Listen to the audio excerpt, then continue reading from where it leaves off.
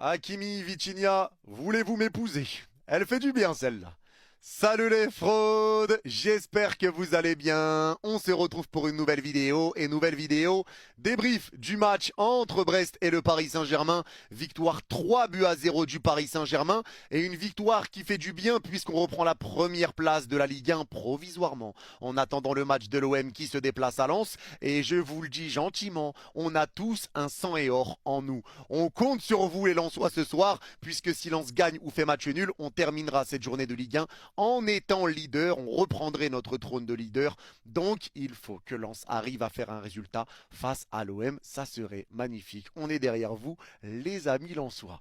Maintenant, aujourd'hui, dans ce match, il y a énormément de choses positives à dire. Mais on va déjà commencer par dire que cette victoire aujourd'hui, c'était pas un PSG en mode Ligue des Champions. C'était pas un PSG extraordinaire sur le terrain, un PSG tonitruant. Non, c'est un PSG qui s'est géré. Un PSG qui était tranquille et un PSG qui n'a pas eu besoin de forcer son talent pour remporter ce match. On a joué vraiment tranquillement, on a joué sur nos qualités, on était plutôt sûr de notre jeu et ça a suffi pour faire mal à cette équipe brestoise. Et tu l'as vu notamment avec les 20 premières minutes parce que tu n'as pas tiré pendant les 20 premières minutes. Il n'y a aucun tir pour Paris pendant les 20 premières minutes. Tu as le ballon, tu as la possession, mais tu n'arrives pas à faire bouger ce bloc brestois qui est resté bien en place, qui se découvrait très peu et ça a été compliqué un petit peu de les faire bouger. Ce qui fait que tu n'as pas tiré pendant les 20 premières minutes. C'était un peu compliqué pour Barcola, pour Gvara. C'est pour ça que Luis Enrique a encore une fois repermuté les deux. Gvara est repassé à gauche, Bradley est repassé à droite.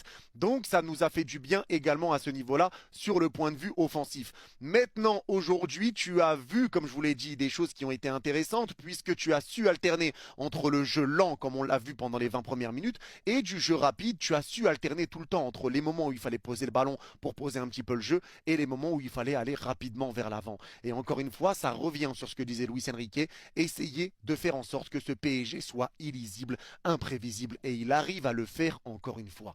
Tu n'as pas douté,